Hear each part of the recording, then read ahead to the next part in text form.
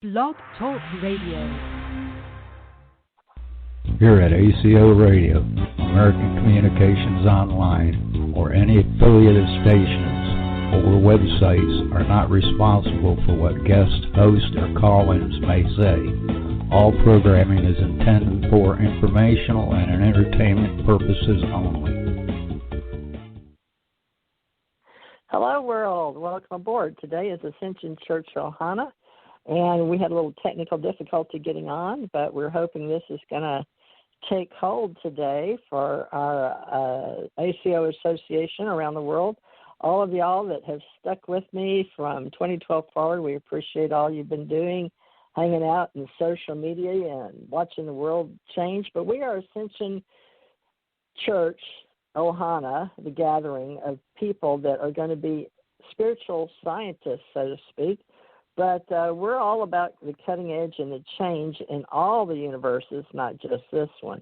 However, we do ascribe to universal life the way that they have us signed up as ministers with Modesto, California location, while we build our church here in the panhandle of Florida for now.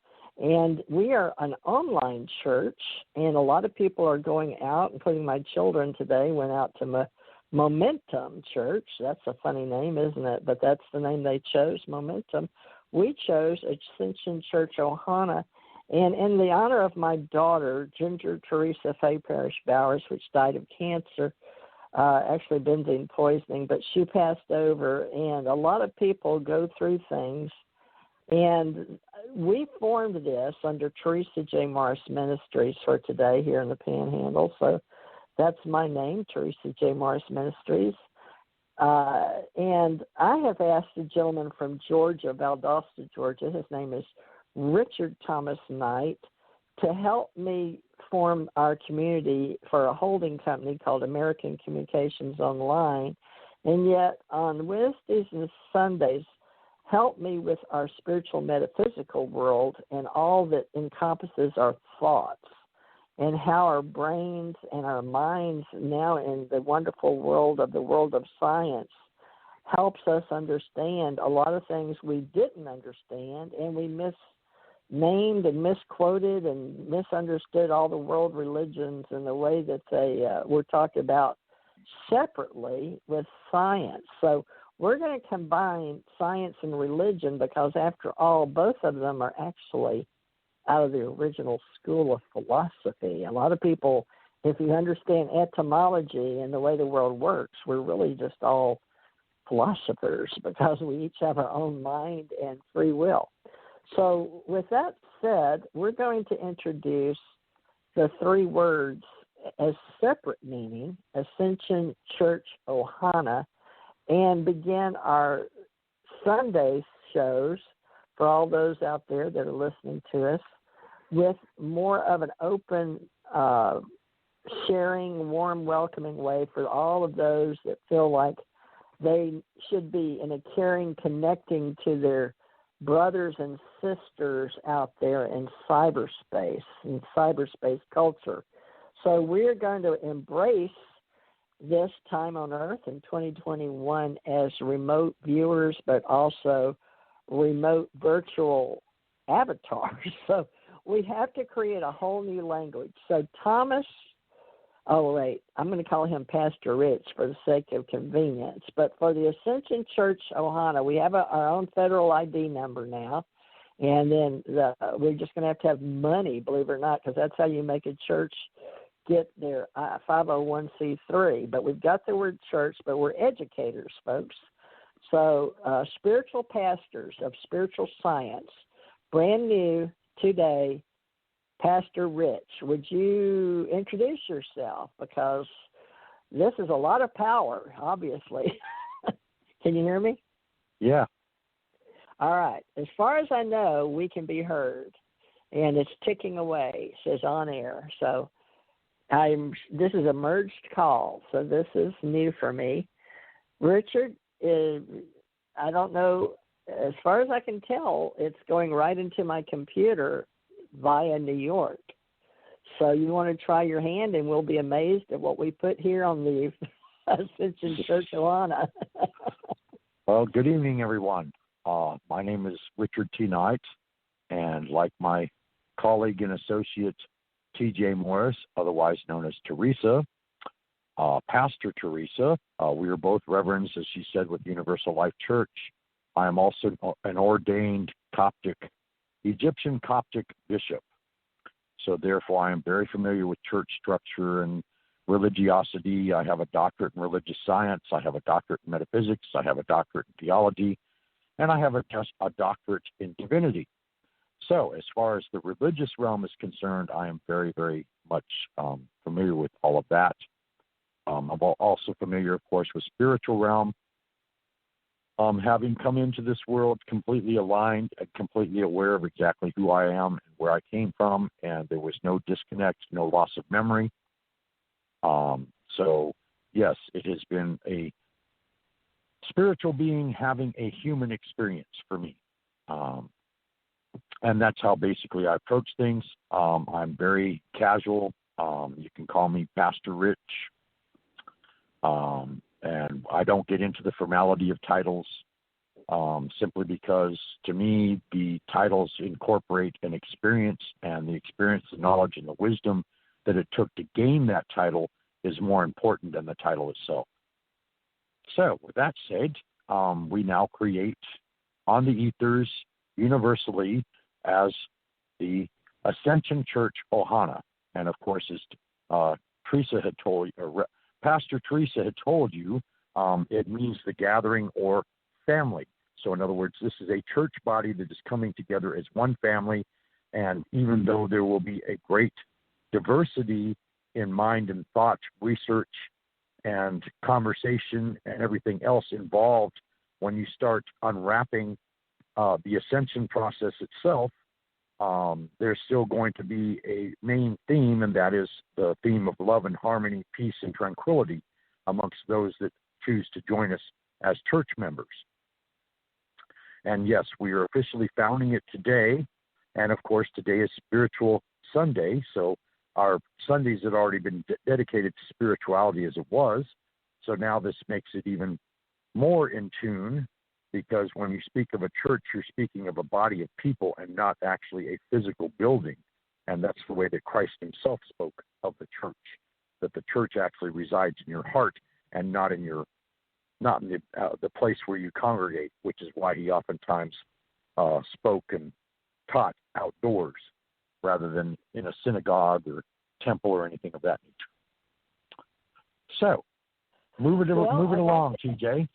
I'd like to add the different meanings, because we are going to be helping people create new root words on the planet for the word church, and the translation of words that's defined as an assembly or called out ones is what is the church. Now, building our public, especially Christian worship, number 2. Now, this is Merriam-Webster, folks, so we can establish this, although we already have articles and bylaws in a large sense. The clergy are officialdom of a religious body. The word church is put for the persons that are ordained for the ministry of the gospel. That is to say, the clergy. Now, Pastor Rich and myself, Pastor Teresa, are already ordained in several churches as ministers, and we are going to be open source, welcoming our assembly as brothers and sisters. We established many people in the internet radio prior to this, but my children asked me if we could start over today, and I happen to have that federal ID number for the name Ascension Church Ohana, and we will still be associated with the Ascension Center organization in American Communications Online for our software, and developing how we can be of service to others as we are going to combine all the past world religions, ancient history, mysteries with the cutting, what we say, new. And I know people say the New Age presence and Aquarian Age and the Golden Age, and I profess that I was ordained by being called by God. And I do believe that is to be the truth in the house of God, a building used for public Christian worship. Now, I was ordained in Unity Church in the laying on of hands, Unity, but the Universal Life was strictly to be internet, and what is, we are ordained by people that met together and decided that we could be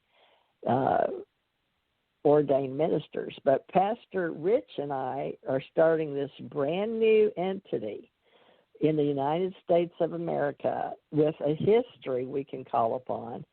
But the Cambridge English is a building for Christian religious activities, an official Christian religion organization, but we represent the Christ consciousness with the meaning and how it is meant is the meaning of the word ascension.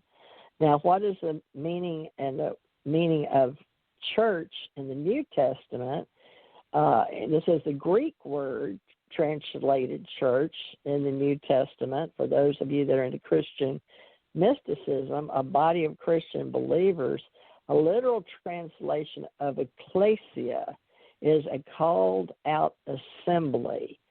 So the rooted word church is what we're using as a body of church. Ecclesia, Ekklesia. Now, as a matter of principle, the early Quakers refused to call the building their church, where they met churches, since the biblical word church referred to people, not a building. So that's sort of the way we're looking at it, I believe. It's designated that the Quakers, which my great-grandmother gave up her petticoats to be marrying a Polish Jew. Not that our roots matter when we're individuals and forming this church, but they said the Christian worship was a steeple house. So there's words and archaic and many ways to think of a church as a building, but they may or may no longer have a steeple. But, that's the Quakers, and we all have roots, and we'll discuss the Lord's house, but we're going to discuss the monad, and we're philosophical spiritual scientists that are metaphysicians. And so we're a lot of things, and we're going to have to be able to say that we are about do what is right, and we're going to do all things allowed by law as far as church identity, and call each other brothers and sisters, and Pastor Rich and Pastor Teresa, because we'll have others that will want to pastor around the world. But we are beginning Ascension Church Ohana. Now, I think you have a little idea that it can be the people are the building, but we'll just go with an online internet for right now because we're all home.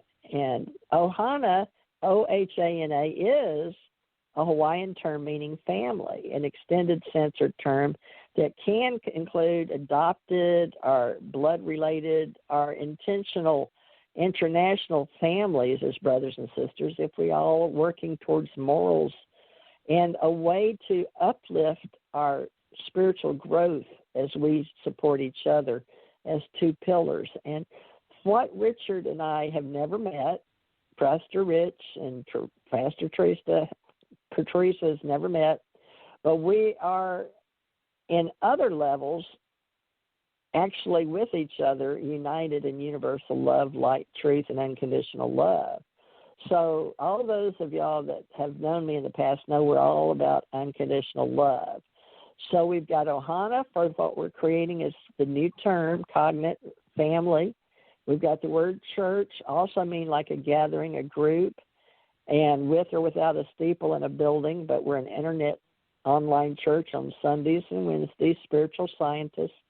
And we may have other identities, and we're going to discuss all that because we're going to be about teaching, education. So spiritual church education. Now, what word are we missing? Oh, ascension. I covered church and Ohana. So let me look up ascension. Now, this one's really going to throw us because so many people have different meanings for ascension. And Dr. Rich, Pastor Rich, Ascension Center organization is out there. 2012 and Beyond is a book I wrote. Our History, the Ascension. I wrote the book on Ascension on that. Women of Ascension, Ascension Church Education, Ancient Wisdom and New Thought Teachings. Ascension Age Mystery Schools, a foundation of self-improvement and well-being for the Ascension Center Education. And it's this is to help hopefully simplify what Ascension means. I've got Ascension Center Psychic Awakening classes. I'm pulled up Ascension, and I'm seeing all the words that are on me, but let me get the word just Ascension only. I'm like, I've never seen all these past words. Hold on, Pastor Rich. Are you still there? Yes. Okay, let me get an Ascension meaning. I'm going to turn it back over to you. We might want to get the Bible involved just a little bit. My daughter that helped me found the original Ascension Center organization said Bible was basic instruction before leaving Earth, and it's something that is cute, easy to remember for the Bible. Now, the act of rising to an important position or higher level, the ascension to the ranks of pop star. Well, we have artists, creators, musicians, songwriters. I'm a member of BMI, Broadcast Music Incorporated, and I am a songwriter, so we have a little bit of that. But the ascent of Christ into heaven on the 40th day after the resurrection. So ascension has two meanings there. Rising, I like that. And I'm going to be honest, I didn't know what ascension meant in the ministry as far as me being ordained, but I was ordained in 85 in a gold pyramid church. How many people get to do that, folks, in Houston? So God was watching over me, and that's when I'm going to tell you the secret about ascension with me. I was called, had no idea I was God-like talked to before by those above, by angels, Archangel Michael, Archangel Gabriel, but I didn't realize the importance till my body that decided to go to church that day to a Unity, UNITY, it's a very famous, well-known church, and a woman before she passed made it even more famous because she went to it, a black lady that had been on Oprah Winfrey, and I can't think of her name right now. Can you remember it, Pastor Rich? Not offhand. I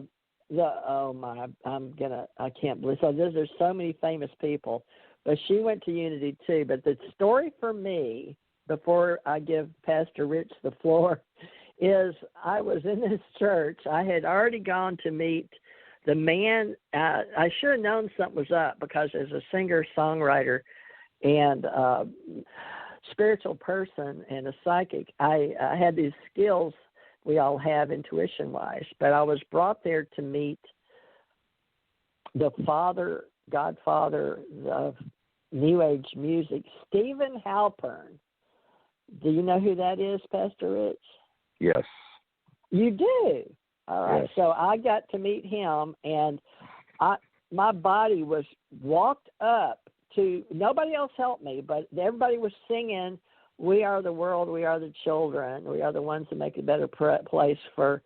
So this was during that time because that was used in the Navy too when I went there. And I thought, God, isn't that funny that he's using MJ? And I hadn't even met Michael Jackson yet. So this little story is a combination of looking how the past and the future has to do with today because we're all time travelers. But if you can, with your memories that you don't have of this memory, but go with me back in my brain, if you can picture the gold pyramid as a church, very tall, but in Houston. It was called Unity then, and everybody's inside, and we're singing. We're having such a blessed unity spiritual moment where we're all feeling love and light and community, and we really had our own following of other books, we'll say, and these couples up there that was visiting for the Unity, and they walked up to them and told them that I'd been called by God and to be ordained, and would they put their hands on my head and bless me? I guess it's like Jesus going before John the Baptist. And they looked astounded and looked over at the original pastor for the Church of Unity. I don't know if they called him Reverend or what, but I had been going there, but I didn't think about being called by God. And they whispered to him on the pulpit, and everybody had quit singing, and, it's like a call to the front. It was after call to worship, but I was called up front. They looked at me, they whispered to him, and I guess he gave their approval. So they put their hands on me and said a blessing and a prayer, and then voila, I was ordained a minister in the Unity Church because I was called by God. So that's my little physical story, but I don't have a piece of paper to show you for that. So I guess that had to do with us meeting today. So over to you, Pastor. Okay, well, my story is going to tie in the absolute spiritual as well as the physical, as well as the emotional, mental, and all that kind of good stuff. I was called forth by a lovely lady named Grace, who was probably in her 60s, all right, and we formed together a community outreach center. And in this outreach center, we were all ministers, either ordained by Universal Life or ordained in a congregation setting by either churches such as Baptist, Protestants, Presbyterian. Didn't matter what the background was, as long as they were ordained, simply because we wanted to minister unto the youth in the community who had run away or had bad situations at home or had gotten involved in gangs or had gotten into drugs and all this kind of stuff. And basically what we were doing is we were telling them, hey, this is a low road and you need to find a high road. So anyway, there was a meeting one night of a group of 20 of us without any children present or youth present, and we all gathered in a circle, and we called forth the Spirit of Christ. And Christ actually came down into the center of the circle, and he approached each of the given individuals in that circle and blessed each of us in a specific way. And the blessing that he gave unto me was basically the trial of the 5 elements, which of course is water, fire, earth, air, and spirit. And this blessing, or what you could say consecration rites, took place over a 9-month period. And at the end of the 9 months, basically, Christ came back unto me and he said, well, my son, or my brother, you have finished all of the rites that make manifest your physical being. Now we must ordain you into the spiritual kingdom of God, my Father. And therefore, he is your Father, he is my Father, we are brothers. And I seal now thy face with fire, so that nothing that is evil or dark may come upon thee or come before thee and still remain the same. And he sealed me in fire, and that was quite a spiritual experience, as you might imagine. And that was at the age of 19. I had already been ordained for a year with Universal Life Church, having received my credentials at the age of 18. And this is way back in the early 70s anyway. So then, of course, you transit through life, and yes, I have done all kinds of warfare with dark entities, and I have counseled all kinds of people and spiritual counseled and common sense counseling and emotional counseling and everything else, because I'm also empathic, as well as all kinds of other spiritual gifts. I consider myself clairomniscient, which means that I have all the clair gifts and then some. But anyway, much, much, much later in life, I transited from California, which is where I'm from. This Grace House, which was the youth ministry, actually was physically located in San Jose, California. I left California a year later and transited to New Orleans, Louisiana.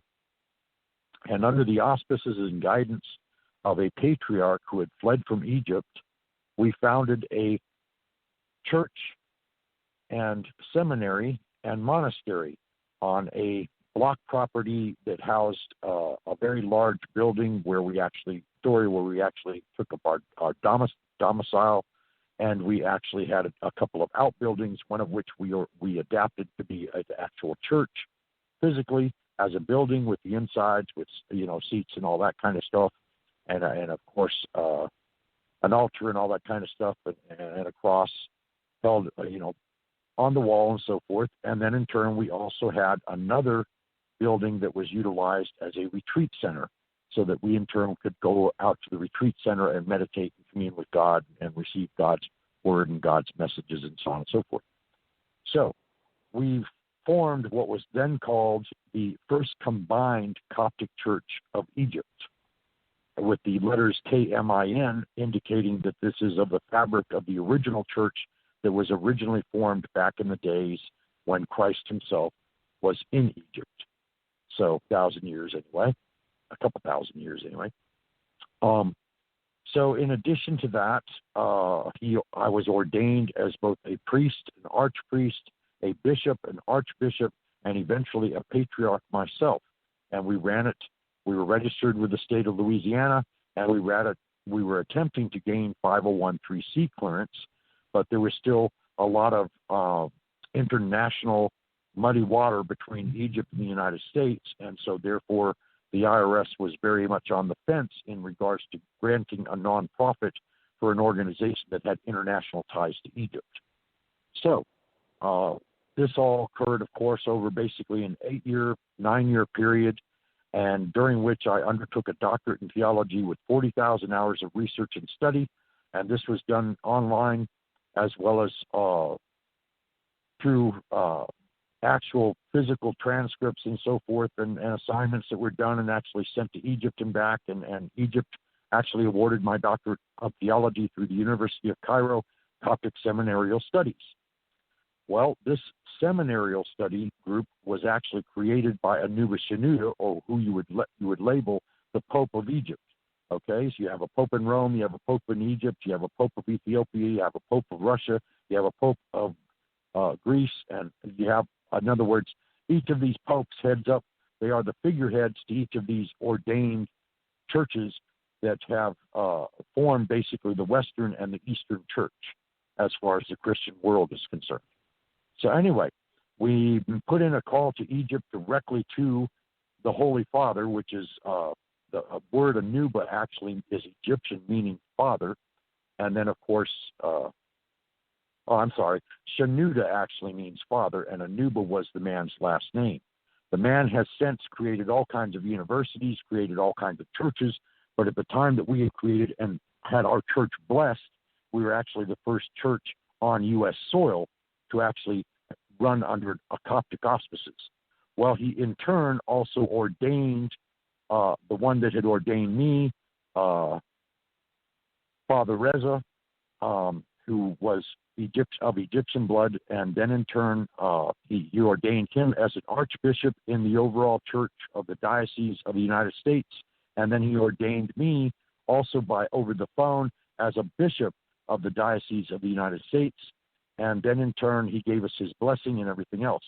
And unfortunately, Father Shenouda has passed and has been deceased now for a few years, but he made a great direct impression upon the world because he created all kinds of churches all over the world. He also created universities and seminaries and so on and so forth. And he was a very giving and generous-hearted individual.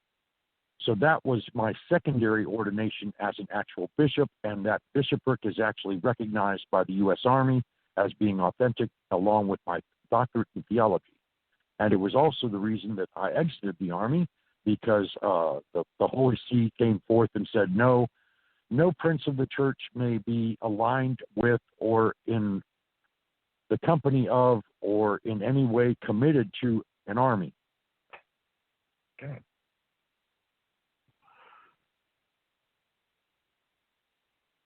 So as a result of that, I wrote my own honorable discharge. It was signed off by my commanding officer, who was a colonel at the time.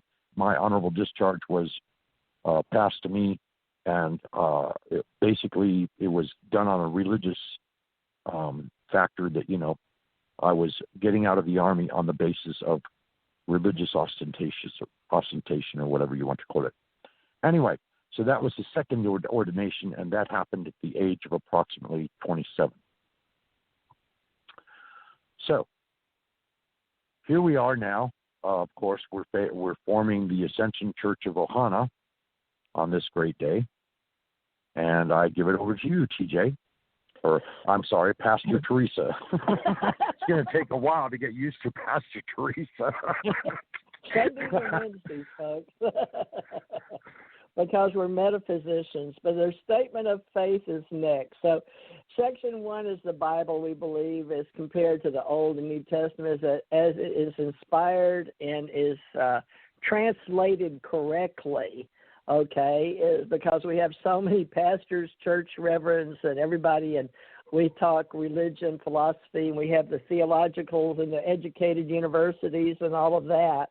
But so we can play the game of talking in words, etymology, okay? That's section 1 is the Bible. Now, we'll be talking about, as far as it's translated correctly, we can go back to Akkadian, all the way back, well, it depends on who you think the stories of the demiurge came from, right? And so we won't get into that discussion today, but just know section 1 will be Bible, section 2, God. We believe in a God who is creator of all, the monad, the omnipotent, the all-in-one, everything that is divine, Holy Spirit. But as Richard says, he actually evoked Father, Son, Holy Spirit, so to speak. So that is up to the individuals. We're going to do what is right based on our universal faith, statement of faith. But we're also going to incorporate the golden rule, which was of section 3, Jesus Christ, in our statement of faith, that we believe the deity of the Lord Jesus Christ, that he was a God incarnate, God in human form, and he expressed his image of the Father. But who did he say he was? That's going to be depending on you. If you want to believe in Matthews and Galatians and all of that, because who is God if not to provide the means of salvation for humanity? And we are going to do Christ consciousness and those that believe that Christ existed. So I believe that way. That's part of my faith statement, so I'll put it here for us. Section 4, the Holy Spirit. We believe in a deity and personality of the Holy Spirit, which Richard and I have had several shows already, so we know we believe in spirit, and we are going to talk about the Holy Spirit. Now, whether you want to believe it in the same as the Bible corrected, or that illuminates for believers in the hearts and minds of men, that's up to you. But we believe the Holy Spirit, and so we'll get in all the details later, because that's always up for debate among our theosophers, our philosophers, and our clergy and our pastors. Number 5 is angels and demons. We believe in the reality of personalities of angels, that they existed, and we believe that God created the angels and the servants and the messengers and all of that, and we won't get into the detail of that, but that is section 5. Section 6, humanity. We believe that humanity came into existence by direct creation of God, and that humanity is uniquely made in the image and likeness of God. So those are statements of faith we have to have. And Richard's going to help us write all these, and I'm sure he'll come back and listen to these sections. Salvation is number 7. Salvation, we believe that salvation is the gift of God's grace through faith in the finished work of Jesus Christ on the cross. So some people don't believe Christ died. Now, that is interesting, isn't it, in this time of life? But if you have faith and you believe that you can be redeemed in this portal of reality, we can go through the Lord Jesus Christ. He is the portal and the redemption. But that is up to you and your grace. And we will not hold you or judge you on whether you believe in Jesus or not, whether he physically rose again, because that is up to you and your belief. However, we have a belief in Jesus, and we celebrate the golden rule, do unto others as you would have them do unto you. Section 8, the church. Now, we believe the church is the body of Christ and a spiritual organism made up of believers that present their faith in this Ascension Age, which we have begun, Richard and I, as the 2 pillars, being called to ordinate the believers who have a belief that Jesus is the Christ and is the portal from this world into another. So the ordinance of believers are maybe or maybe not, depending on their rituals, whether they want us to water baptism or not. And the immersion is a testimony to Christ and the identification that you leave your life behind. And some people want that as a ritual. It is not required because it's all about a statement of faith. And that goes with the Jesus part of our faith building. So it goes under what we call salvation. And some may or may not believe in salvation. So that's something Ascension's going to get into with the church and salvation. So that's going to be interesting. Now, things to come. Well, did I say the church? Yes. Okay. So the things to come, we believe the blessed hope, personal, imminent, the Lord. But, some people believe in the rapture of his saints, and they're coming. And my daughter passed from this life believing in that. God bless her, born in white. And she is one of the pillars of this original church, which we will honor her past goodwill. And the Ascension and Ohana and church are her words. But, she got buried underground in white, but she was okay with being burned up. So things to come, depending on your faith, whether you take your body or not, or raptured or not, or believe in one individual person as a self being raptured, or all above, or all on the planet. These are really deep philosophical thoughts. So we are a spiritual science, philosophy, theology type, but in our faith we believe that there are souls of believers, and that at death, absent the body, they are present with the Lord, that awaits them in resurrection of their spirit, soul, and are reunited in a glorified forever. And Richard will be helping us, as will I, on the ascension and reuniting at the thrones, because we also believe that Lord Jesus Christ has given us the power of creating, and that we are all welcoming as gods, deities, demigods, and all those below into the extraterrestrial realms. And we will study those as the gospel of our past history, including those that came before and those that live today and walk around as extraterrestrials on the planet. Now, this church was based with a history of believing alien civilizations exist, that extraterrestrials are real, and we were going to gain all things through grace, all things through faith. And all the religions pretty much on the world all have something like the demiurge and the flood they believe in, including the Numo Leash stories, and those even in China and in Buddhism and some ways of their conscious beliefs. But we're going to combine all the beliefs in our statement of faith, the things to come, because we don't know all of you as individuals like God does. So the question of the week will be, can we perform a newsletter and make sure we stay attuned? So staying attuned and connected and caring and understanding empathy and all those things we built up in the Ascension Age to happen 12-21-12, and we extended it till through 12. It was 12-21-20 to many people.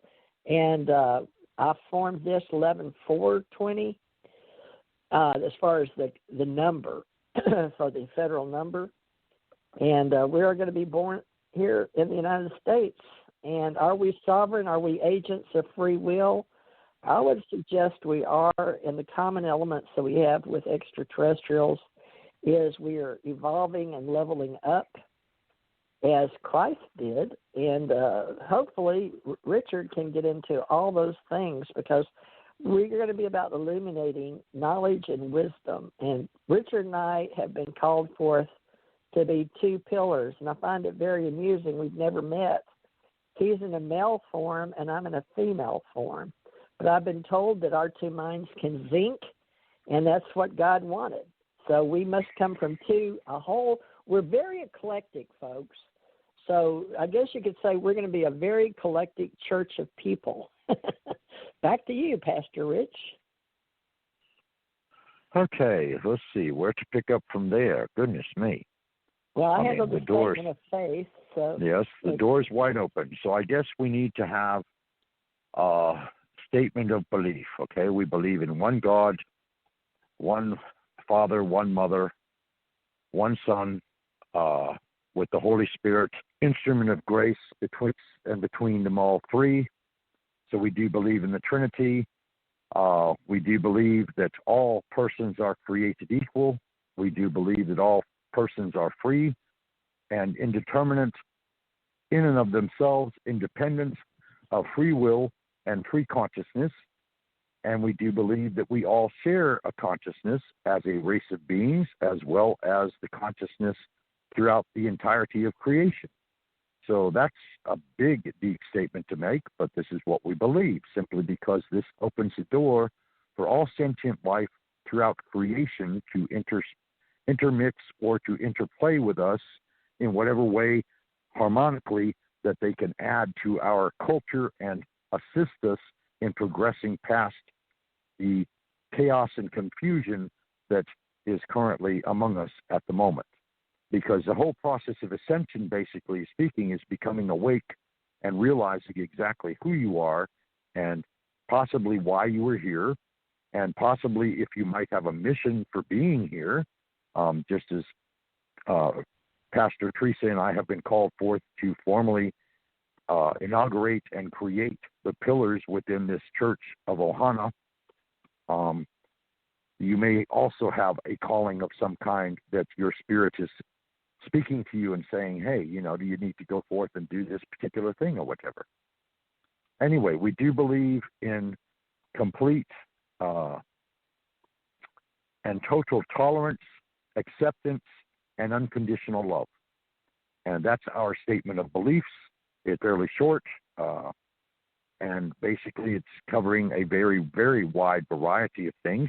But at the same time, it indicates exactly where we're coming from, exactly what we are open to experiencing, and all of that kind of thing. Anything to add, Pastor Teresa? Unconditional love sounds good to me, and also all things are possible. Do you think we believe all things are possible? That's a belief. Definitely so, because we're both living proof thereof.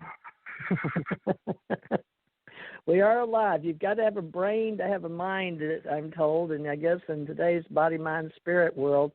Now, folks, we're Ascension Age, not New Age, so let's establish that in our belief system. That could be a belief that we are past the New Age into the Ascension Age of Aquarius, so to speak. So this is the new church, the new world religion, internet highway, cyberspace culture of theosophers, philosophers, spiritual scientists, and what makes us conscious. We are a conscious church, and we are the ones going to reap the reward as individuals, as carbon-based units, body, mind, physical, and the mental, physical, spiritual, emotional mind of over matter. They say, if you don't mind, I don't matter. They also say mind over matter.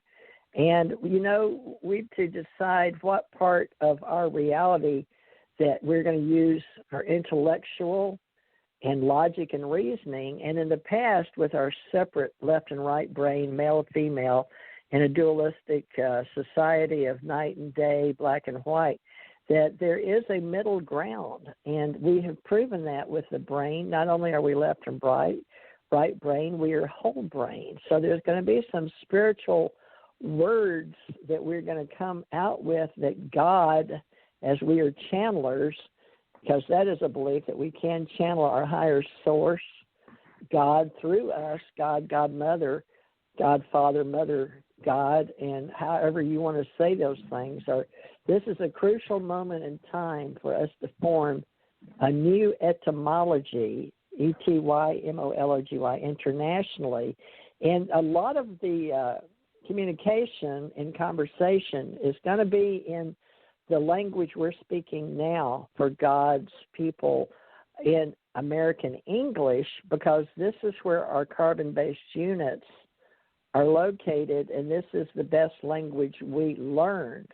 Now, I'm going to share that I was born in Monroe, Louisiana, in the United States of America, which makes me a product of the states, North America, because when I traveled European theater, many people would, when I'd say I'm from America to say which, north or south.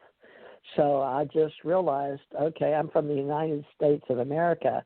And that was pretty long to say, because they would really say, I never in my mind, and I know this sounds funny, but back in my 30s, I was much more naive about even traveling, although I'd been in the Department of Defense and Department of Navy and had stayed as a hospital corpsman and been in personnel information security.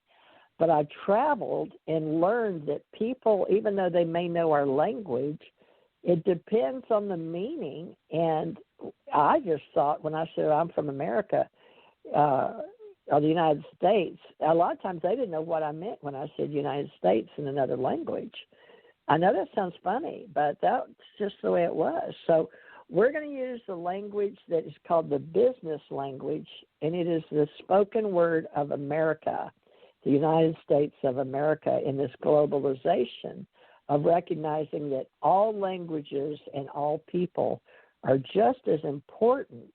However, for this statement of faith and believing in this internet church, we are going to recognize our culture, American culture, international relations, as an authoritative word of God for the faith and belief that were inherent to exist in all original speech before the Tower of Babel, and the words that were first breathed by, in the beginning was the Word, and the Word was without form, because God, He, she, they, we, all the genders inclusive, we will accept. So back to you for random thoughts now that we're off and rolling, Richard. Well, I mean, you said quite a bit. Just for the record, I was born and raised in Santa Monica, California, so I'm from the West Coast originally. However, I have been in the Deep South far longer than I was ever in the West Coast. So I spent about the first 20 years in California and the last 40 years in the Deep South, including New Orleans, South Carolina, and Georgia, as well as Florida. So those four states have primarily been the assemblage of my exposure in the United States, although as an investigator, I have traveled far and wide. Like Pastor Teresa, I have worked for the government. I have been a part of the Army as a specialist clerk with the Judge Advocate General's Corps, stationed in New Orleans. In addition to that, I have also worked for Department of Justice as an immigration inspector. I have also worked for the state of Georgia as a juvenile probation manager, and I have also been a licensed private investigator for over 45 years in 26 states, both in civil and criminal matters. And of course, about 10 years ago, I expanded out to branch into paranormal investigations, even though I have been conducting paranormal investigations the majority of my life. So there, now you have a little bit more background about me. Anyway, all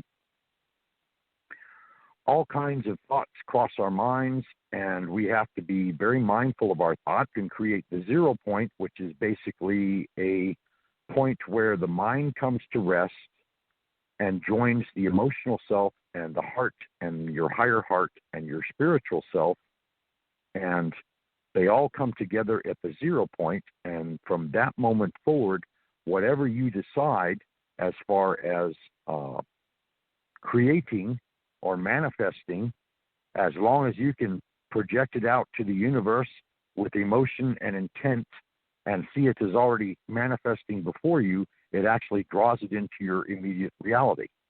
So that's about as far spiritual, and yet at the same time combining both religious thought and philosophical thought as well as spiritual thought, all together in harmony with the other, because like Pastor Teresa said initially, back in the beginning of everything, there was only one school of knowledge.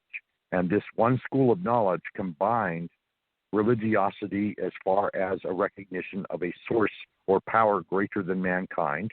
It also recognized manual physical sciences as far as agriculture and the gathering of hunting and gathering and all that kind of thing, as well as the conveyance of water and the creation of wet reservoirs so that in turn the population could have water to be consumed and so forth.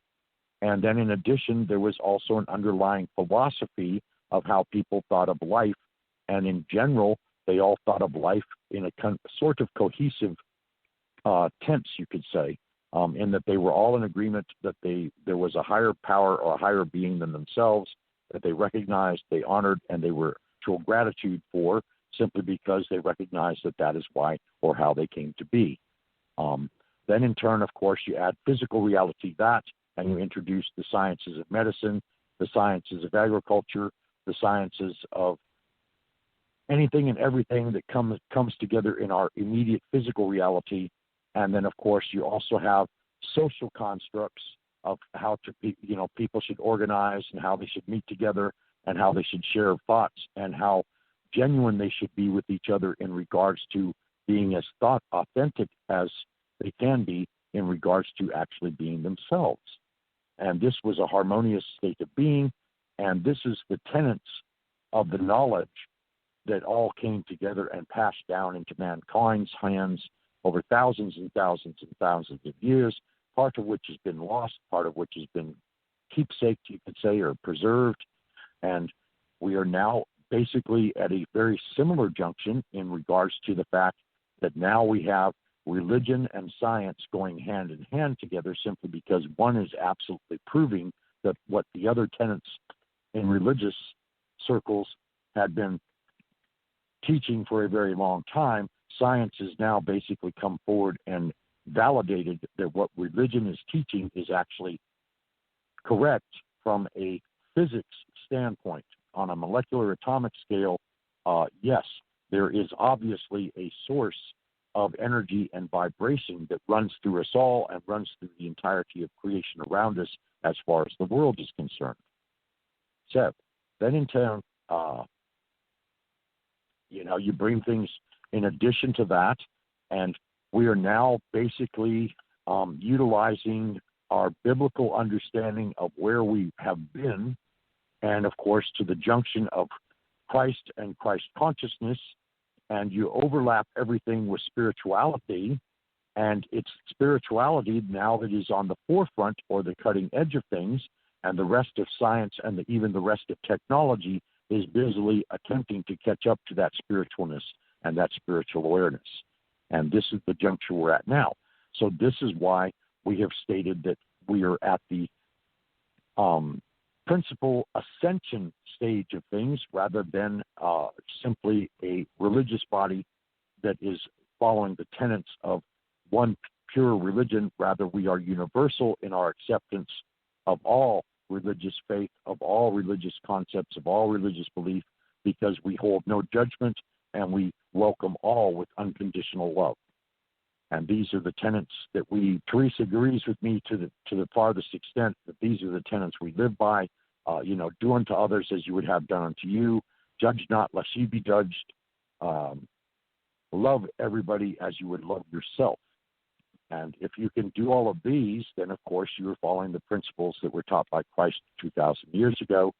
And of course, I always love this one particular passage where Christ is speaking to his disciples directly, and he says, "There shall be those that come after me that shall do even greater things than I." And this was to imply that we are his brothers and sisters, as well as being his students at the time that he was teaching. So, how's that for a few mixed thoughts? That's pretty good, considering we're going off the cuff. And I have got questions.org international, folks. If you'd like to see some of the alliances, will have questions, and gotquestions.org. Biblical Answers is a nice place, and they've got translation in other languages. And Pastor Rich and Pastor Teresa we have our ACO Association right now for Ascension Center Organization and Ascension Church Ohana, and we're going to do our best to keep our online expenses down for our church, our brothers and sisters, and yet use our resources as we can among ourselves for this radio program that will be coming across all my old locations and Stitcher and Spreaker and Spotify and iHeart and all of those under spirituality, and at the same time be metaphysicians and be open heart, and we will still share our philosophies and how we use chakra balancing and tones and music, and how we are all co-creators with the source that is inside of us. And for those of you that don't like to use the word God, you can still use the word source. And a lot of people don't believe in God, and there's even room for atheists as far as I'm concerned, because one of our brothers, Bill M. Tracer of Memphis, Tennessee, once told me he was an atheist for a long time. And in the open, warm, and welcoming church of his belief and his ways, a lot of the morals in many of the churches outcast people of a certain way of being with partners. And I don't know the political correct terms in the LGBTQ community for churches, but I would like to be one of those, because we set it up that way when we were writing books, he and I, and he helped write one about Teresa, Ascension, and what he was about and I was about. So Teresa of Ascension, I guess, came to fruition today, because I'm now Pastor Teresa. It feels different. I can't explain it, folks, even though we wrote about this time coming, and I've been writing about it since 2007 in the internet, because I told people I would give up in writing now, in the UFO Digest, because we accept those that are believers in UFOs and aliens and unidentified anomalous phenomena, which a lot of churches don't like or won't claim as part of their belief system with God and God Mother and Jesus and the Holy Trinity. So we're going to be somewhat fringe, I would think. But Richard, maybe you know the proper way of what I'm trying to say about we're moving into a political collect, genderless. It's not about race, color, creed, identity, and all things allowed by law, that we will follow all those things with this church. But could you lend about, not judging about color, eyes, hair, skin, how much melanin or what color God made, because he made us all the same. God doesn't make no trash, as the little kids say. Can you help me out here? Sure. I would like to say that, God, divine source of all,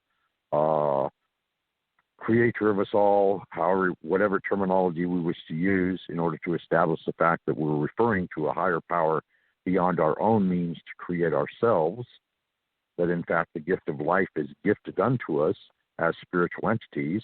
I do believe that in the original creation of us all, that we were all perfect beings, completely whole and perfect and divine, okay? And that being the case, that then naturally when you come down to the humanistic form of mankind and so forth, that was actually the way that we were meant to relate to each other as equals, with no bias, with no judgment, with no condescension of any kind, with no discrimination of any kind, that in fact all of us are equal in the eyes of our creative source, and therefore that is the way that we should actually interact and treat each other. And so quality, and this is going to definitely set us apart in a lot of Christian circles, simply because a great many teach from the Old Testament, and they teach of a God that is judgmental and that is full of wrath and that casts people out to hell. And, there are all kinds of sins that one can commit. Now, of course, we are bringing in the law of the land, the law of the courts, the law of our Constitution as a country, and all, of course, the legal codes that have been created in order to keep us in harmonistic approach and harmonistic interaction with each other. And so, that's all established and that's all recognized. from the aspect being that, no, we will not consciously break any laws or deliberately discriminate against anyone, regardless of what color they happen to be, or what race they happen to be, or what creed they happen or belief system they happen to have, or whether they are gender specific, gender non-specific, whatever their approach to life is emotionally, or whatever approach to life they may have intellectually. We accept all, including those that are of extraterrestrial origin, in other words, beings that are not actually created here upon the earth and species within the body of mankind, but rather happen to be beings that are races upon other planets and even other galaxies, even other universes, even other cosmic entities, and so on and so forth. So we have thrown the door as wide open as you could possibly say, and yet at the same time, we are really adhering to the word universal, and that's the true epic of the word universal. It is all accepting. It is all embracing. It is all dealt with from a state of being of unconditional love. And this unconditional love, of course, is what we recognize as the creator of all, because conditional love, there would be no reason for us to be sustained as the children of the same. So how's that for a brief interlude there?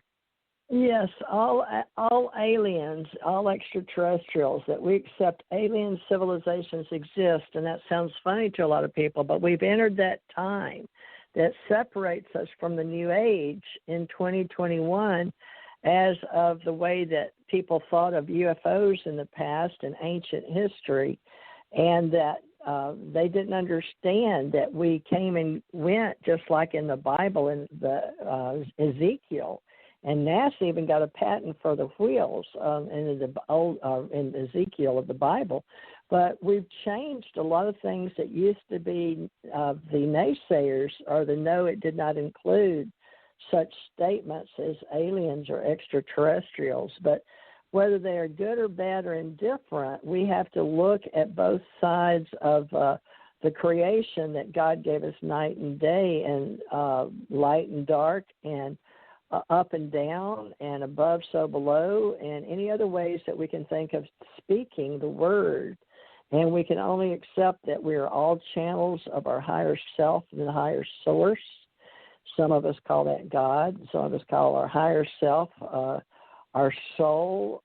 Some only say that as we come down, our spirits are only a portion of that which God made, that our eternal progression is our reincarnate souls that reincarnate over and over again, and that consciousness is a way of telling those Akashic records that some people can read and others can't. But, you know, it's talent maybe for some, and it's an initiate level of the God, and always accepting ascension as raising consciousness and raising awareness and being awakened to that spiritual awakening that we are not all there is. We're not the only human, the only self, the only identity. We're not only the individual person, but we are a collective consciousness. So in our church, we can accept that alien civilizations exist, meaning in other galaxies and other universes, and we're going to extend past multiverses. So I'd like to get into that today, because alien civilizations exist is really what I was given about the reality that I would assist changing when I didn't have any mental cognition of what God and Jesus and were telling me direct, and even through source as higher self, and in my channeled writings, although I had some, as did many people. Mine are out there, and of course Bill M. Tracer, my co-author, helped me set some things into books, but and the same thing we'll do with Pastor Rich here, new books beginning this week. But Universal life, do what is right. Alien civilizations exist. ACE, we have Ace Folk Life Society for myths and legends that we look at, and ancient anthology, ancient theology, ancient words of wisdom, all the oldest scripts, anything ever written on earth. And wisdom comes from places of various ways, means, and people that may have collected them, or researchers or archivists. And we welcome everyone. In the beginning of this Ascension Church Ohana, yes, we have a history here for 8 years, since 2012, but today is a different feeling of the future. So maybe we can accept the word time travel, as far at cutting edge as that sounds, but being in the present, the past, and future, and the now, there are many motivational speakers. I know Wayne Dyer taught a lot of that, and now so many others. I guess I shouldn't drop names while we're creating this, but Wayne has passed over, so he can be a part of this Ascension Church Ohana, because I met him in a Mensa meeting in Hawaii, and he was one of my teachers. Michael Jackson's crossed over. I met him, and he was one of my mentor teachers, although I was his psychic. So how are we going to handle that word that so many churches don't like because of ancient hearsays or fear? Because I don't care for the word, but I'm an intuitive listener, speaker, life coach, Ascension psychic medium, and that's the one in entertainment and in internet, Rich, that you and I are both called for people to seek us out for helping them with where they are and their reality, of needing us to read their body energy, their signs, where they are, and all of that in the now. So could you address that word? Psychic actually comes, let me just give you folks, it comes from the word psyche or soul, which some people don't know that, but we're going to use it the way that we can see. In psychology, the human soul, mind, or spirit is the psyche. And that's out of the Oxford Language Dictionary. It says Psyche, and Cupid, psyche. It comes from mythology, Wikipedia, and it says Psyche, and it comes from Greek. We use a lot of Greek. Is the Greek goddess of the soul. She was born a mortal woman with beauty that rivaled Aphrodite. Psyche is known from the story called The Golden Ass, written by Lucius Apuleius in the 2nd century. The symbol was butterfly wings, which we all love wings, I'm sure.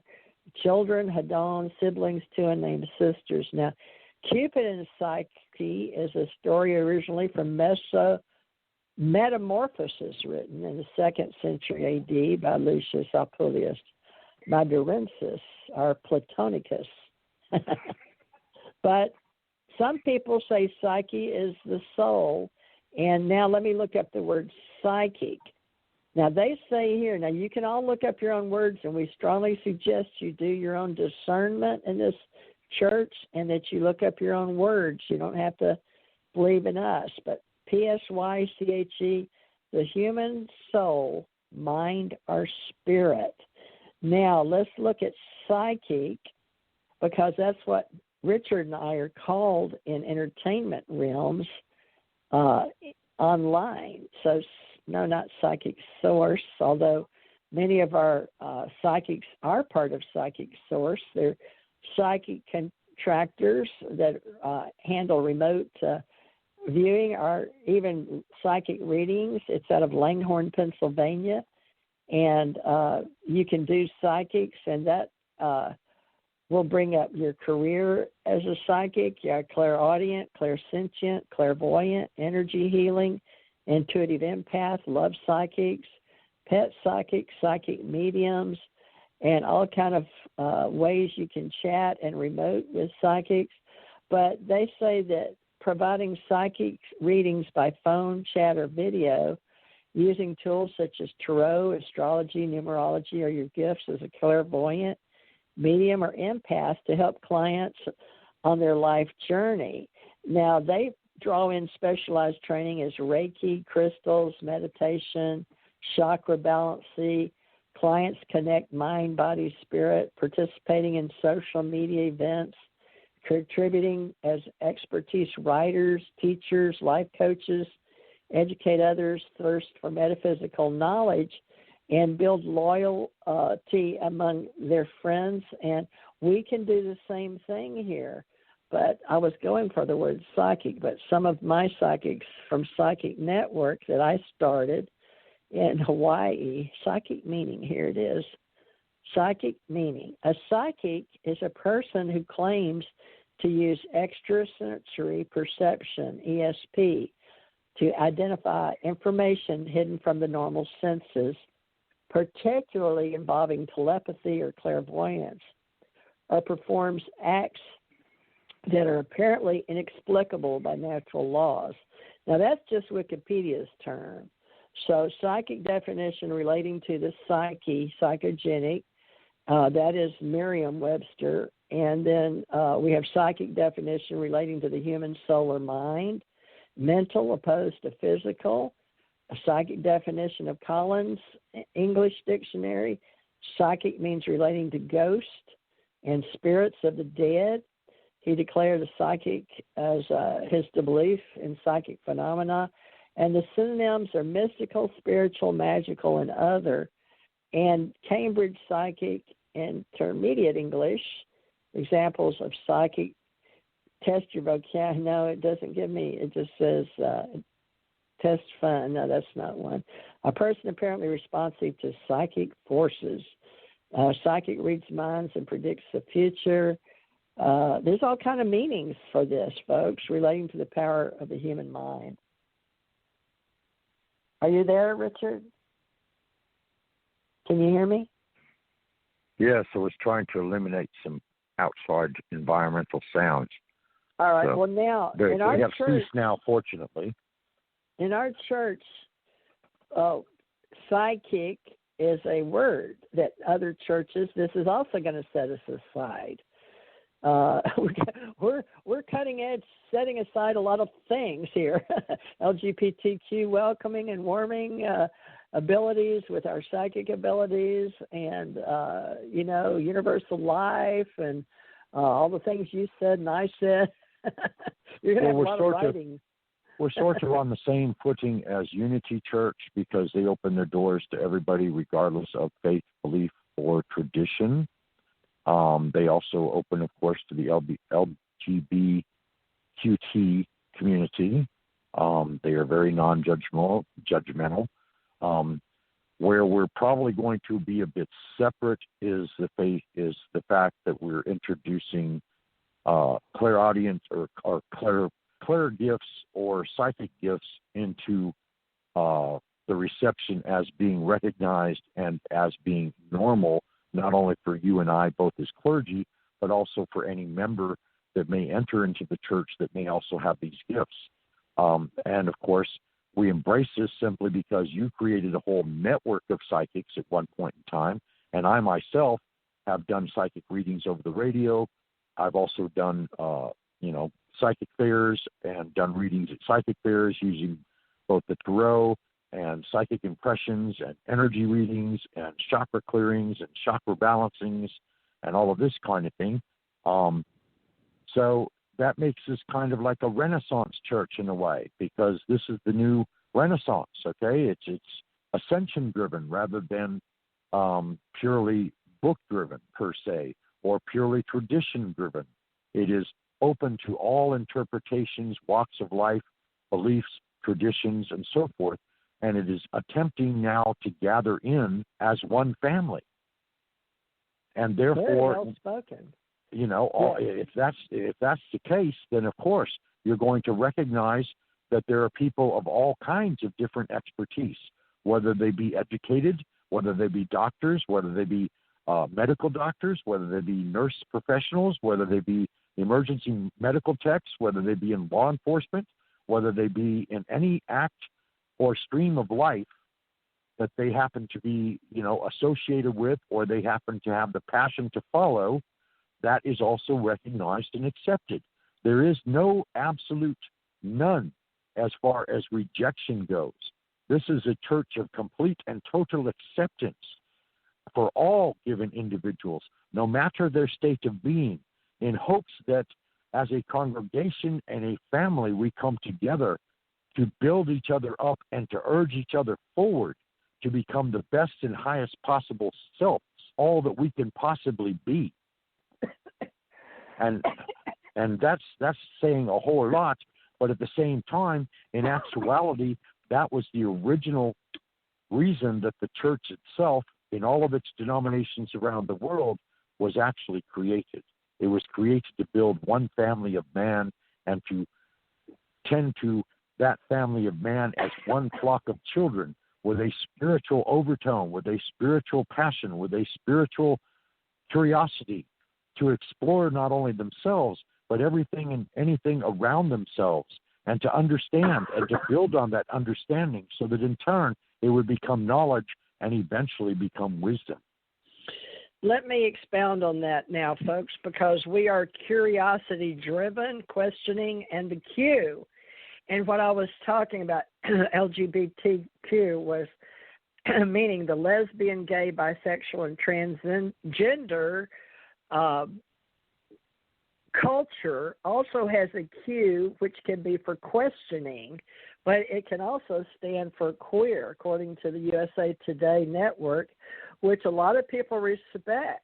And this has been around since 2015 in the USA Today network. So just so you know, that they actually quoted what experts and individuals in the individual gay community said Q means. So it's been around 5 years that we've been historically sharing queer means many things. Questioning means many things. So you may be an ET, you may be an alien, you may be an Argonaut, you may be an astronaut, you may be under an umbrella term that encompasses all kind of hats. And we claim oracles, psychics, sages, seers, shaman, and I had to learn that, MOPS. If you want to say M, mystics, oracles, O, P, psychics, S, sages, seers, and shaman. Wait, M-A-P, does say S? Yeah, it does say M-O-P-S. So yes. MOPS is the umbrella term for our church, plus LGBTQ also. But now that is getting into human rights, and we're going to be considered educational, spiritual science, philosophy, but representing universal light, universal faith, wisdom and knowledge, and curiosity seekers. For certain, I need you to understand that some people on this planet, which I'm very well aware of because I had a twin brother and sister, but some people are born with both genders and have to figure out. Some are called morphodites, and I'm just going to touch very simply on the fact that these are biological entities that are carbon-based units, such as myself and Richard. I haven't seen Richard except in internet, but I do believe in his higher soul. So I believe he is soul, and we are going to also get involved in AI, because one of my missions on planet Earth as an extraterrestrial walking around on the planet with knowledge, Richard and I are the two witnesses for this time in the Ascension Age, with knowing we've had very old world returns and being people who know of their being as reincarnated souls, accepting that there are many beings that have been brought forth in many different languages as well as genders, and some both male and female. So that is not necessarily something as a human right that should be questioned, because some are born with both. So where do we put them? We put them in our religion, Ascension Church Ohana. To you, wherever you want to go with this, Rick.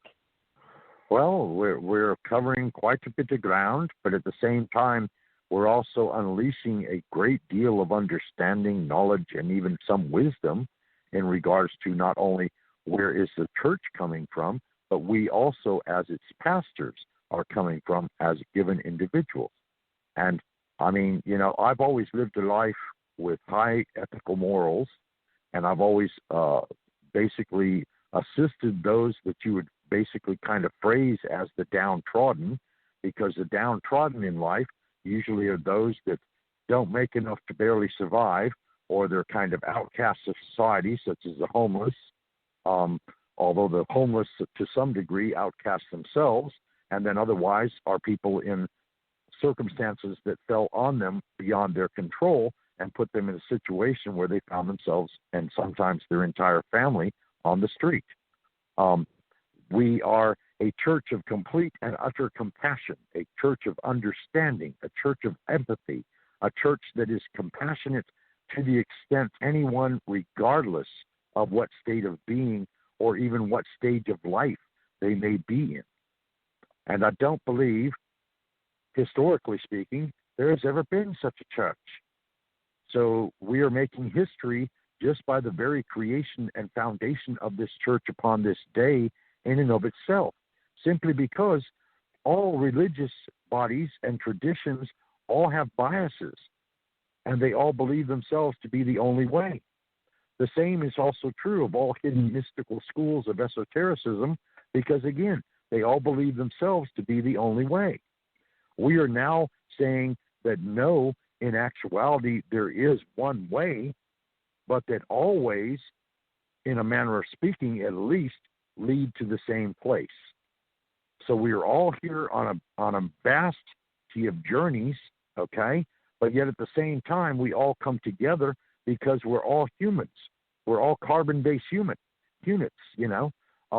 Now, when you start speaking our consciousness and our spiritual essence and that kind of thing, then of course you get out to other universes, to the cosmos, to creation itself, possibly within even the validation of being creators on a godly sense form, okay? Because in reality, that's exactly what we are. Mentally, emotionally, and spiritually, we create everything that happens to us in our immediate environment. Yet as a race, consciously, we create everything that is within our environment that the rest of the race can enjoy. When we talk about ascending and ascension, you're talking about a passion that the race itself, as a race of human beings, is driven towards now. Because religion did not hold or answer the questions that were being asked. It did not have the answers. So it's not that religion is stagnant, because it, like anything else, changes and travels and diverts and all that kind of thing.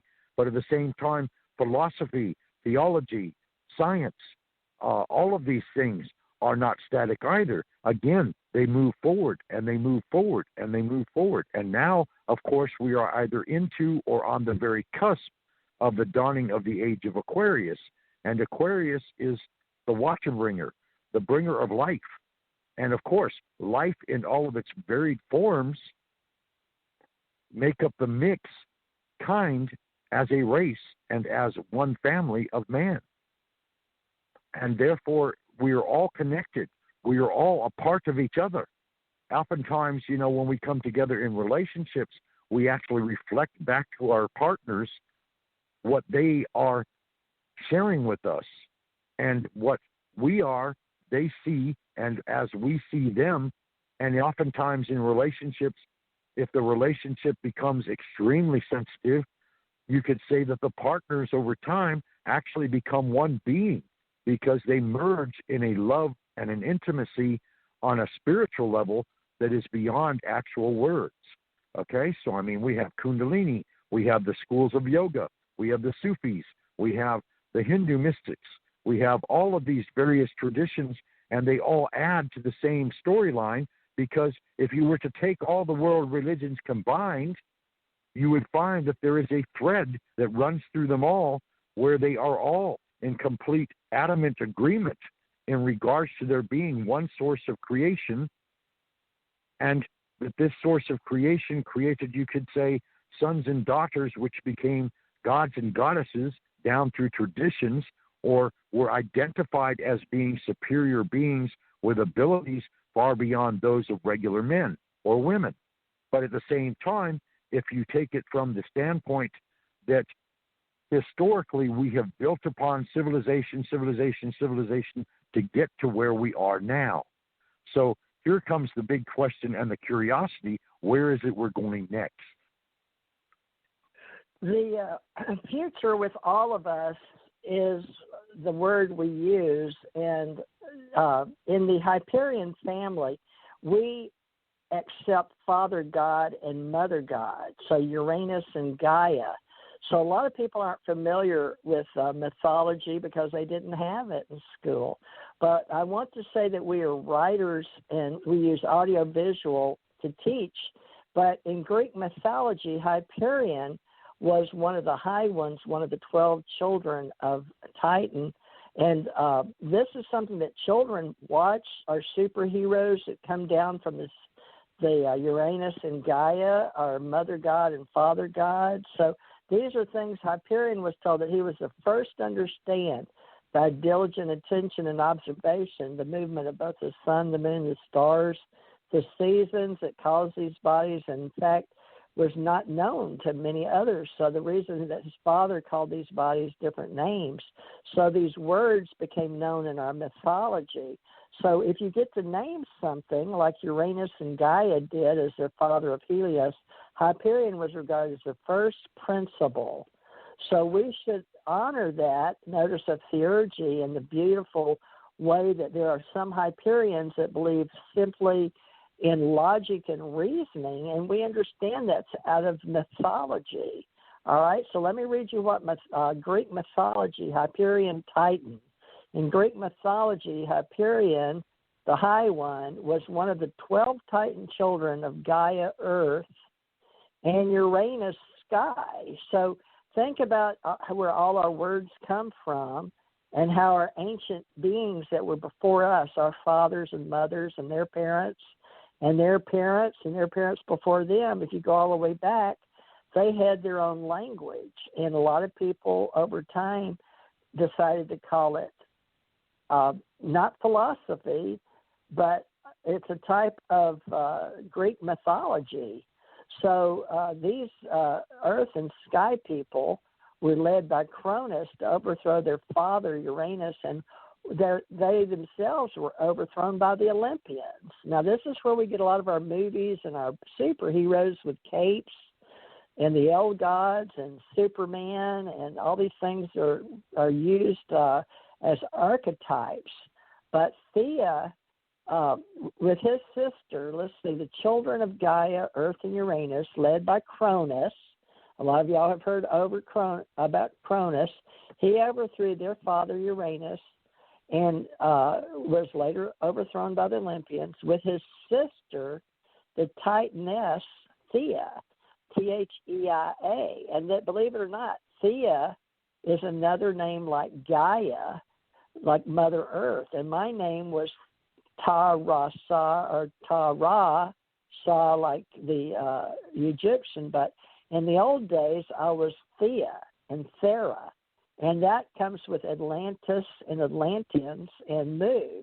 But in this case, in mythology, Hyperion father Helios, the sun, and Selene, moon, and Eos, dawn.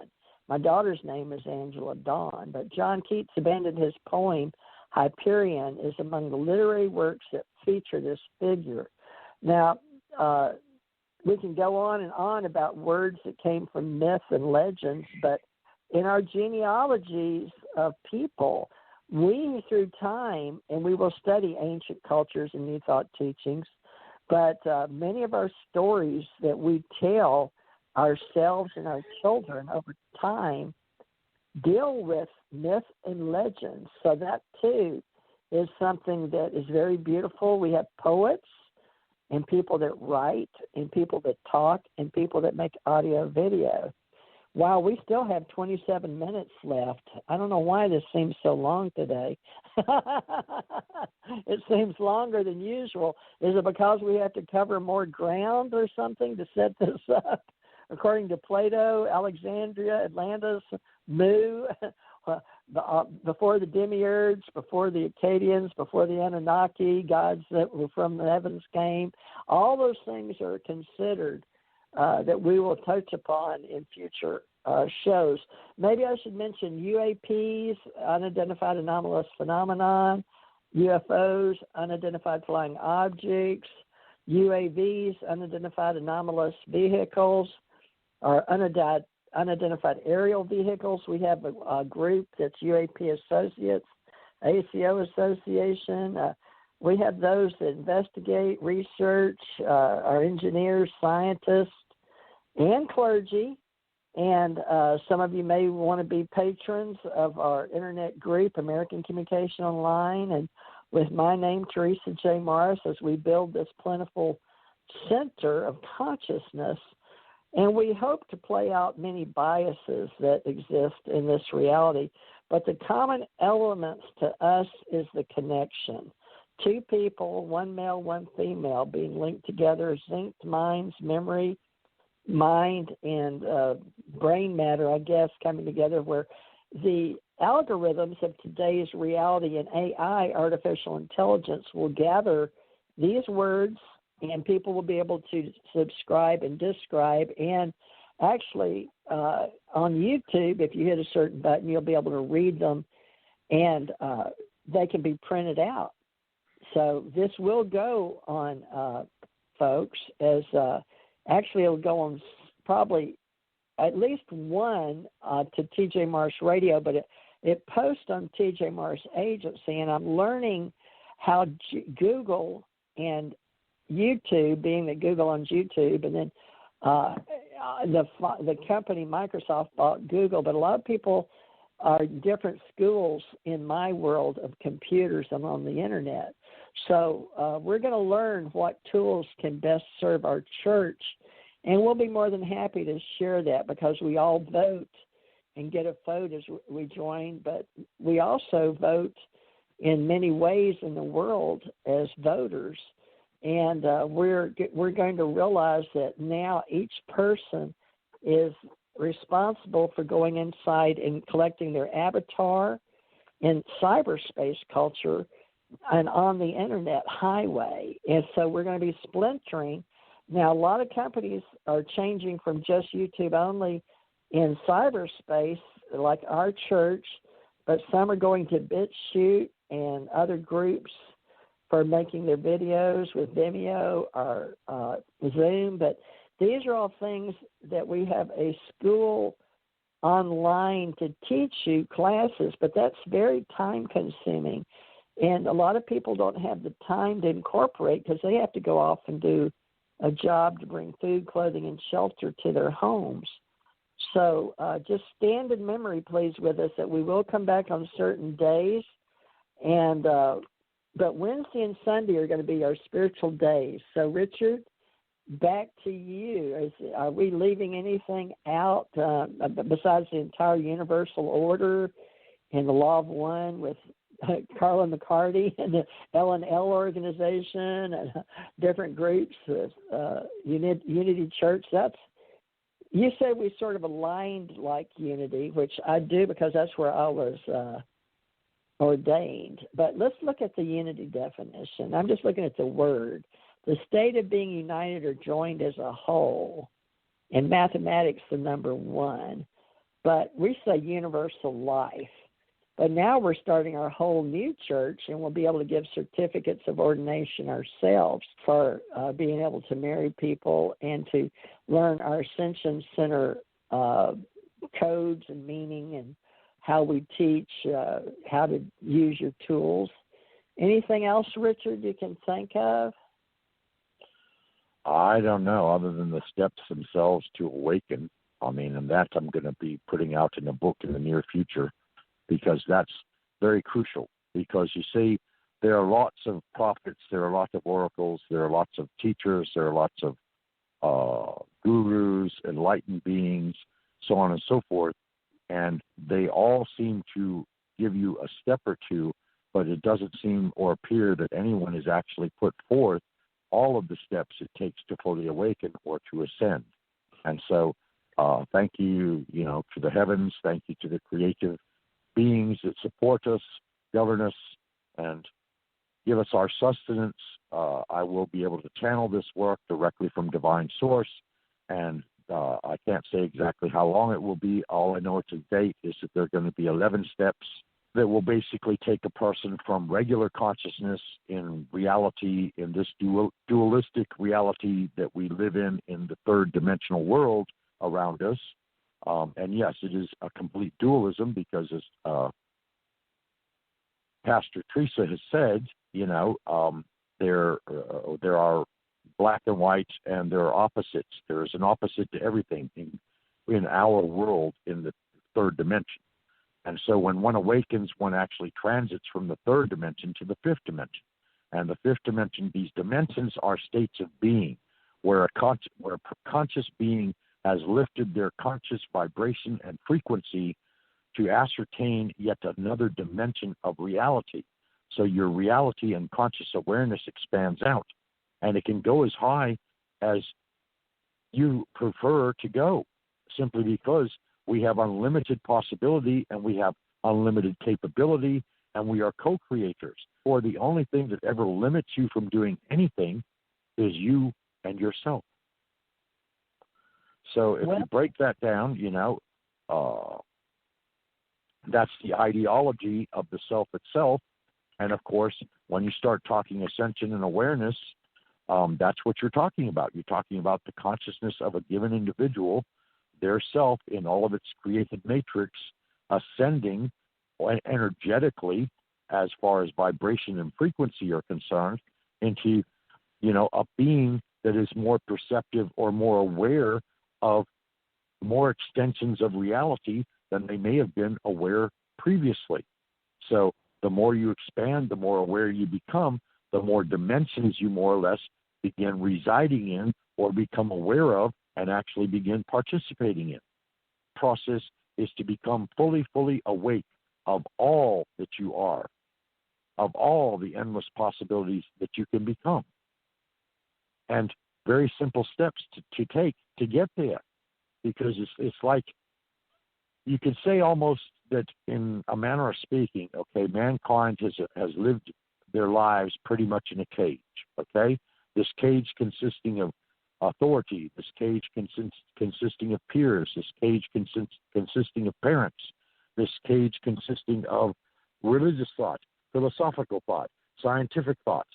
And this cage, though not actually a physical cage in the outright sense, from the aspect being that you're trapped there, rather it is a cage must mentally release themselves from in order to expand their awareness into getting out of the cage or leaving behind the matrix, as the Matrix series led one to believe, that you got the upper crust of mankind that pretty much controls our world because they dominate it through energy and money.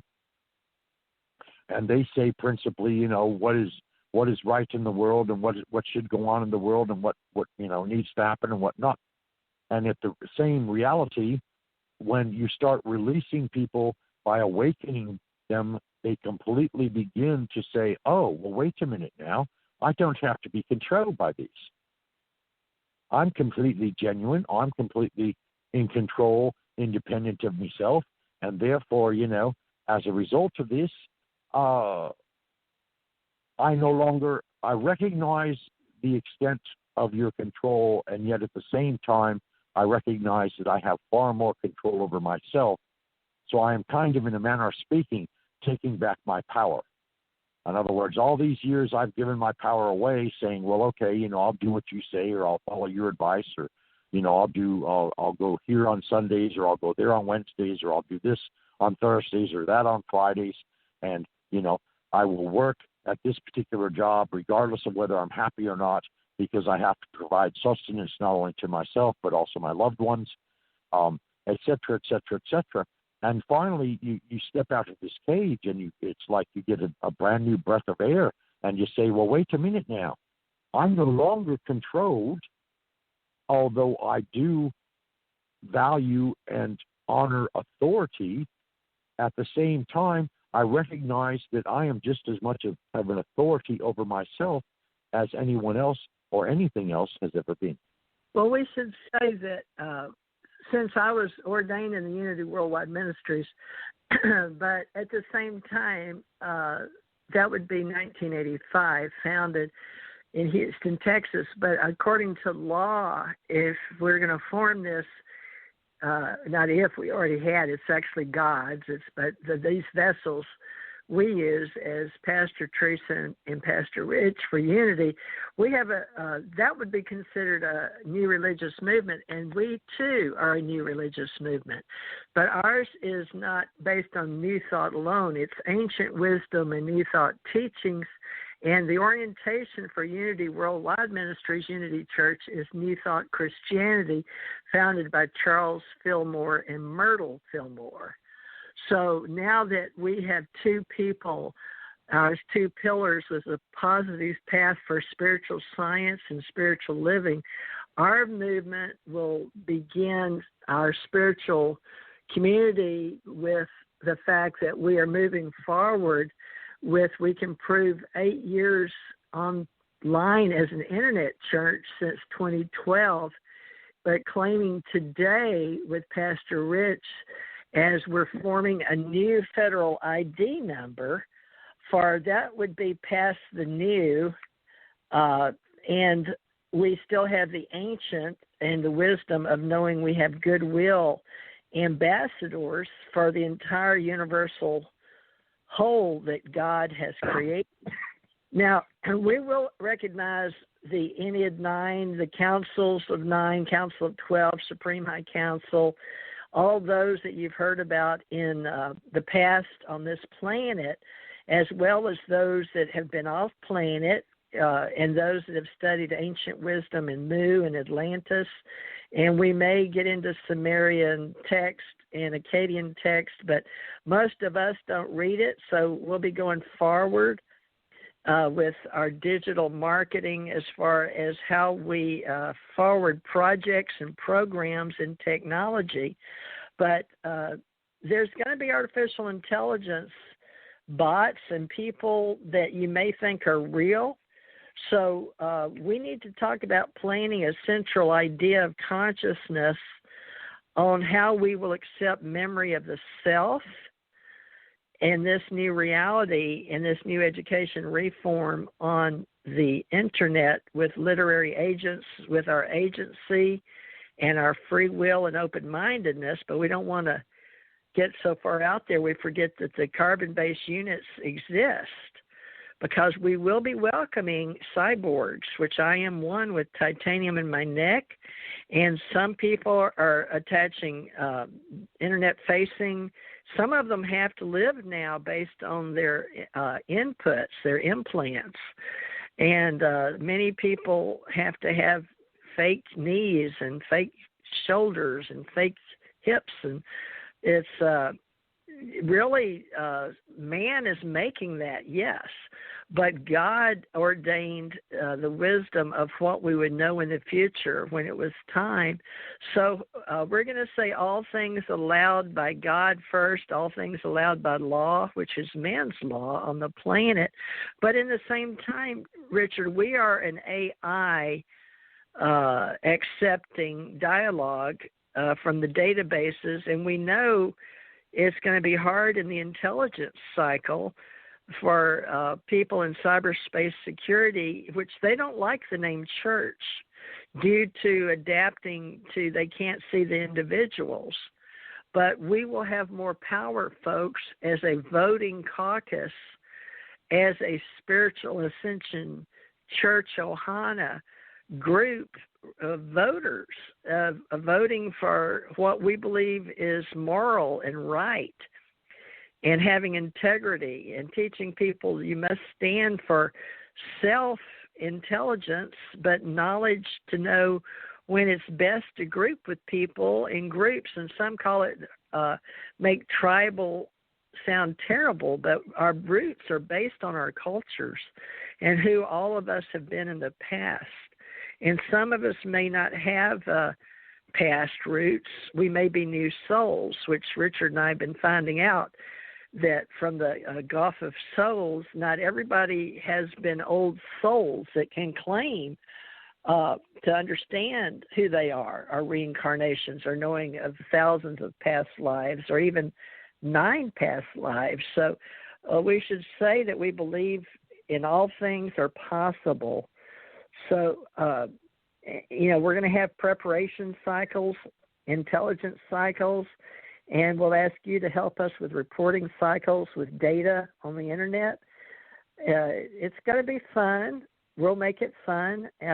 Also, anything else spiritually, I should say spiritual science, philosophy are mainstay, and Ascension Age is the movement, Ascension Age Movement carrying forward with the Ascension Church Ohana, because there's other churches with Ascension in it, with church in it, and Ohana even, mostly in Hawaii.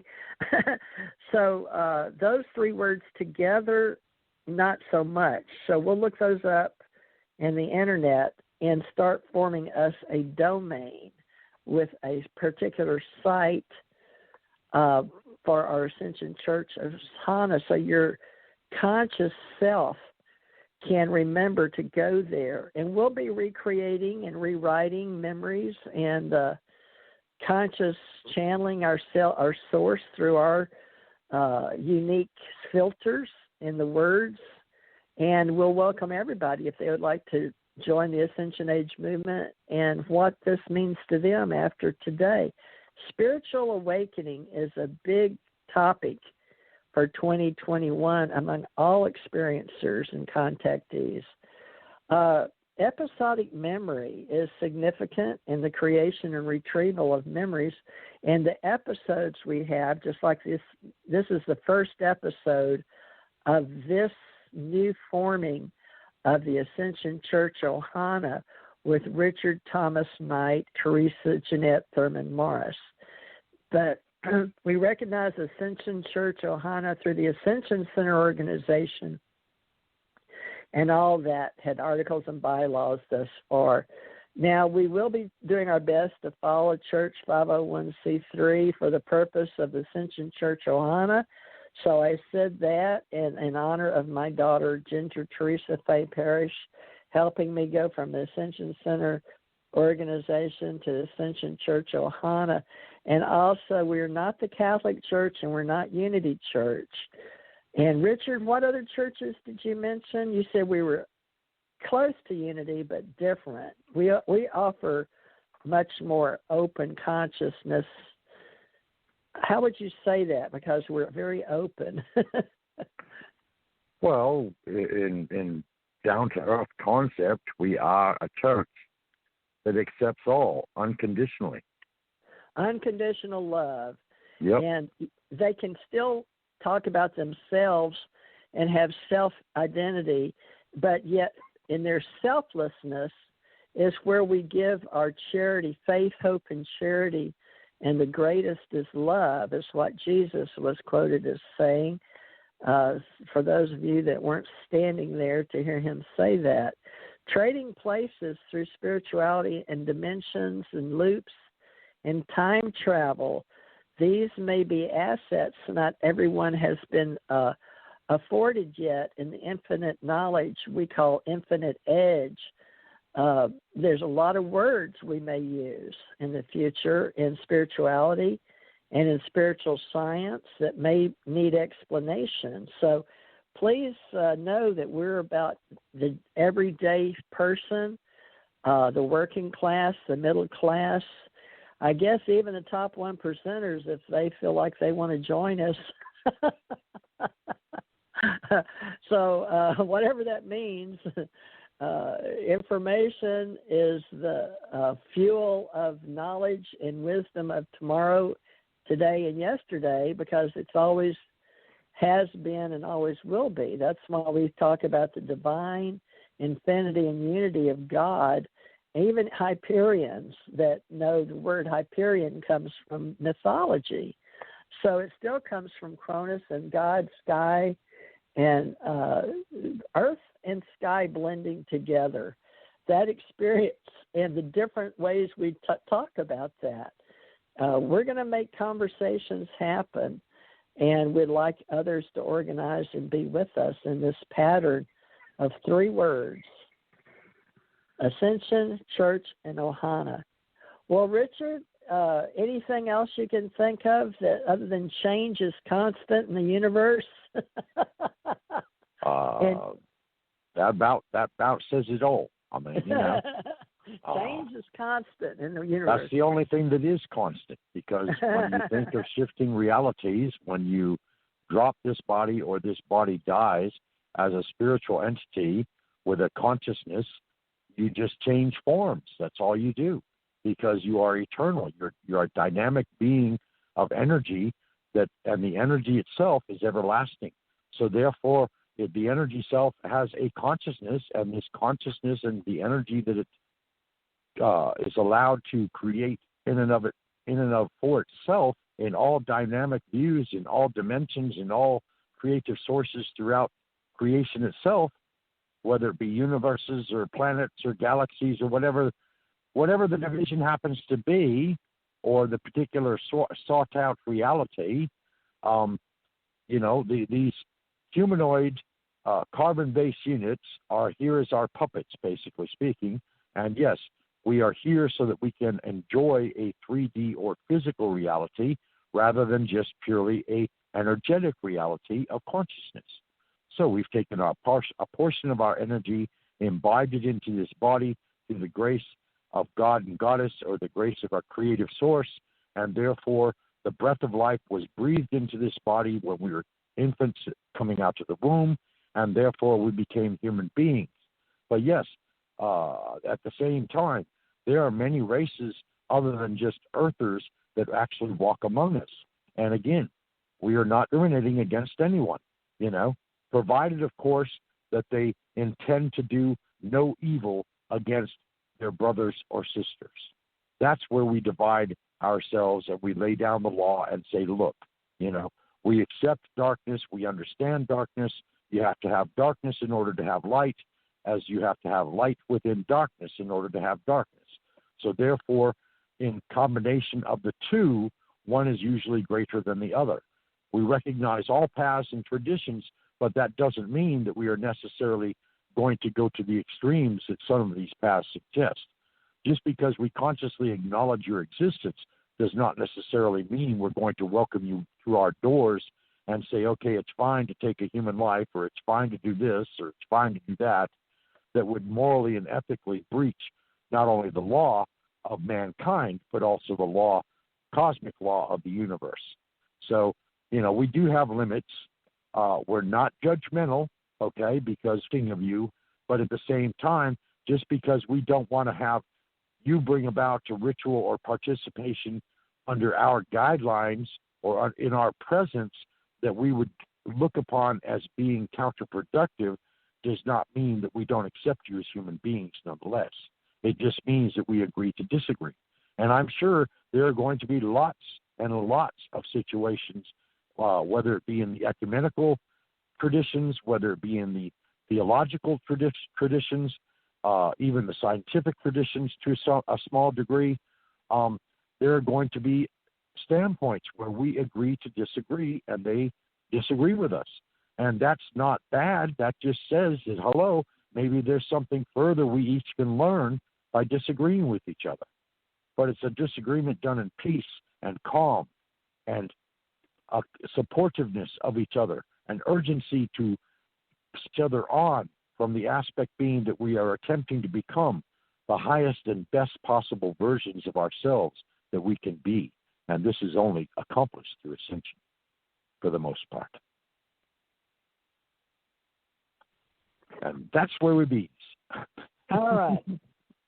So, with that said, we'll return Wednesday night. And Wednesday night we can do some readings. And I think they expect us to do them Thursdays as a psychic alone show. But Wednesday will be spiritual science and metaphysics. And Thursday we were doing strictly readings for those of you that like that. And we'll do audio and video in the future.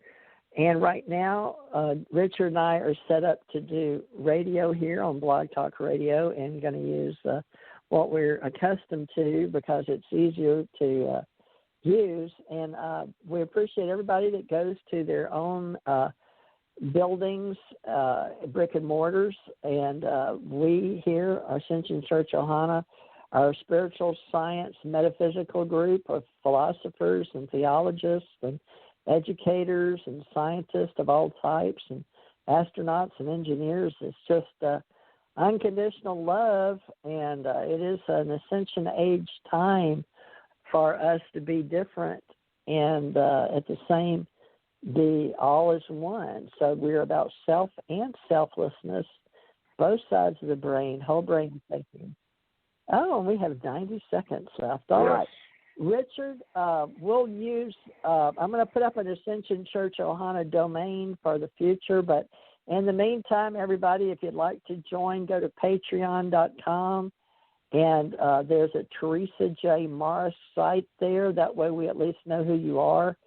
And we have acoassociation.com.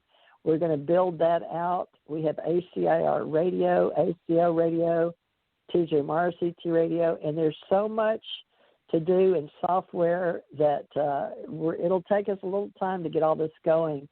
And we'll have our 501c3, hopefully whenever, Lord willing, with other members. So we need to work on our membership. We have to have at least 8 from the old days. I don't know how many it is now. But let's build who we are and what we're about. And right now it's Internet Church. So love and light, Richard. Pastor Rich Knight, Richard T. Knight, Pastor Rich. So thank you, and look forward to working with you on Sundays and Wednesdays too. And Thursdays and Saturdays. Remember, Saturdays are paranormal night. Well, those aren't really church. So, yeah, Wednesday and Sunday church, Sunday go to meeting, reset days. Thursday is strictly psychic. Friday is UFO, UAP associates, and Saturday is paranormal. Love and light, folks. We will see you again. We're going to check out of here now and play a little music, which they know that makes sure we end it. Learning as we go, folks. Hopefully you'll join with us. Yeah. Love and light.